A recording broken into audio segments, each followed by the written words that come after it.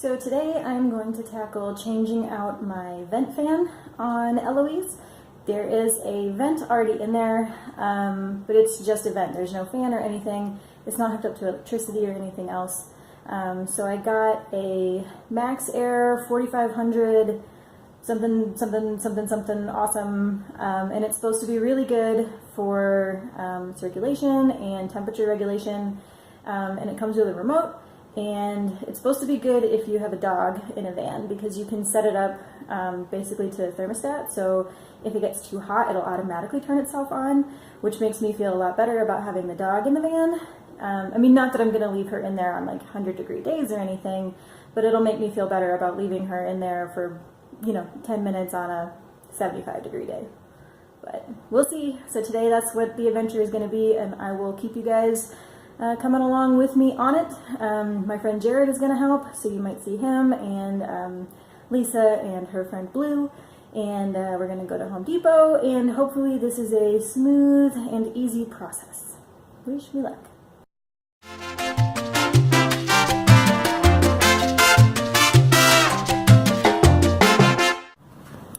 Alright, here's the fan stuff. Remote. Packing notice of everything that's in here. Hopefully some of these are instructions. Installation instructions. Excellent. Screws. Excellent. And this is just gonna go up there. Alright, this is the vent that's currently on here, and Jared and I are going to get all the sealant off and take all the screws out.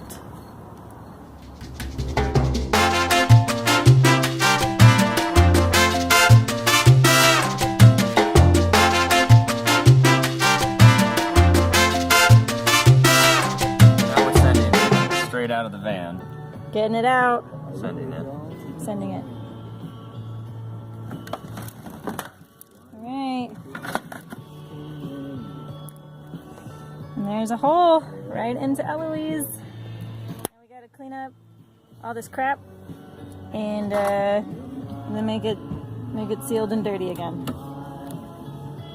Alright, we had to cut the holes, the hole a little bit bigger around the corners, because the vent that was in there before had more curved corners and mine has more sharp corners.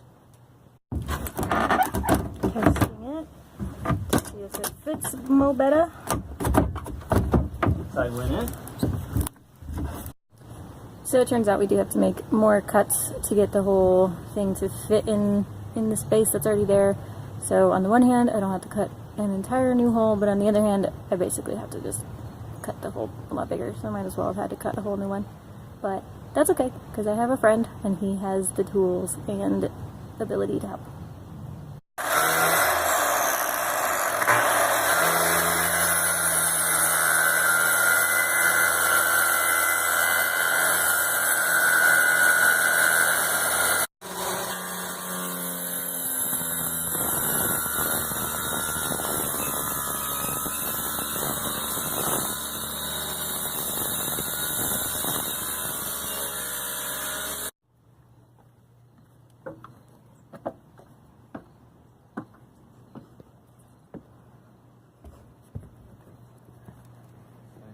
Alright, so we have the hole. It's big enough to fit the vent fan now, and we've put this camper weather stripping around the outside to give us more of a barrier. Now we're going to put this butyl tape on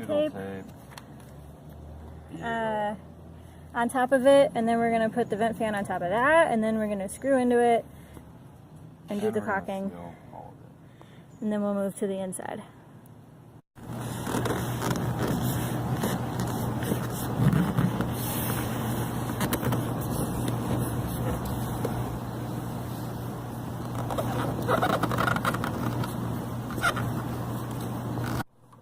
Okay, what are we doing? Caulking the underside before we screw this thing down. So that when we screw through it, there's caulking on the inside and it's even more waterproof.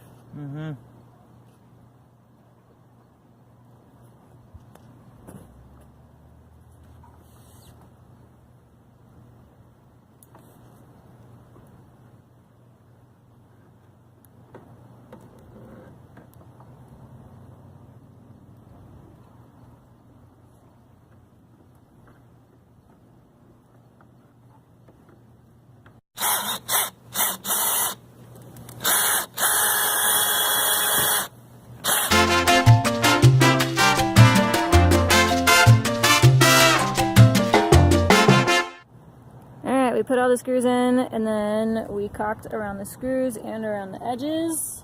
It is waterproof as shit.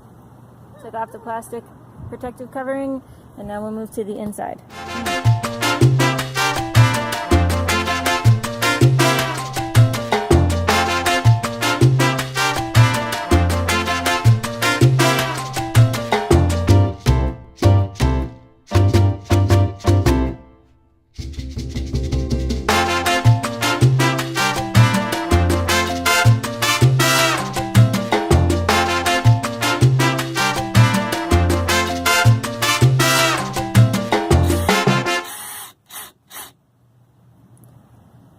So Jared's making this spacer because there's such a big gap between the roof of the van and the bottom part of the fan. Sort of holding that out. I mean, because it's putting tension on this, so it is temporary, but it's so light that it's not really. Alright, we're done with it for today.